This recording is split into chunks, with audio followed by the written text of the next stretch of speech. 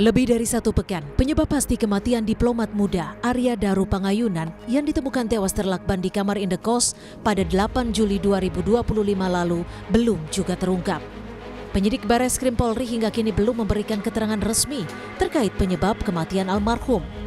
Ketua Perhimpunan Bantuan Hukum dan Hak Asasi Manusia Indonesia (PBHI), Julius Ibrani mempertanyakan terkait rekaman CCTV lainnya yang seharusnya bisa dijadikan petunjuk penyidik untuk mengungkap penyebab kematian Arya Daru. Julius bilang seharusnya ada analisa dari penyidik terkait motif serta faktor lain di balik kematian almarhum. Kami belum lihat bahwa ada pengumpulan CCTV di sekitar komplek itu, perumahan mewah, itu wilayah Ring 1. Gitu, itu belum terlihat. Kami juga belum melihat analisis, misalnya kalau tadi Bang TB Hasanuddin bicara soal motif, maka di belakang motif itu ada faktor risiko yang menyebabkan seseorang meninggal, baik faktor risiko internal ataupun eksternal, itu juga belum ada. Lalu juga belum ada penjabaran tentang aktivitas dari si korban ini yang menyebabkan terjadinya faktor-faktor penentu lain, faktor X lain yang menyebabkan meninggal dunia.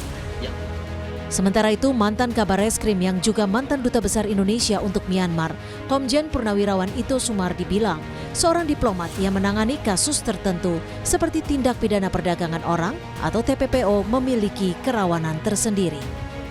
Menurut Ito, pihak kepolisian saat ini juga sedang menelusuri latar belakang yang berkaitan dengan pekerjaan almarhum, termasuk memeriksa laptop yang bersangkutan. Saya menangani selama di Myanmar beberapa kasus untuk TPPO. Sampai saat ini mungkin baru beliau inilah, almarhum ini barulah yang menjadi seorang yang meninggal yang kebetulan fungsinya di TPPO ya.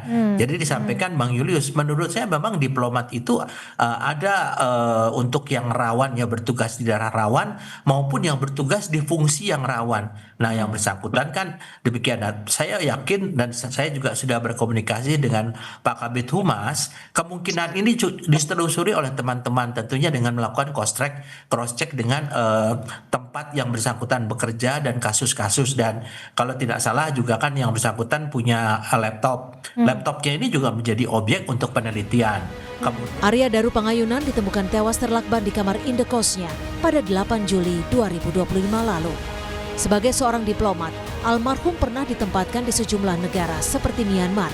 Ia juga pernah menjadi saksi dalam kasus TPPO di Jepang.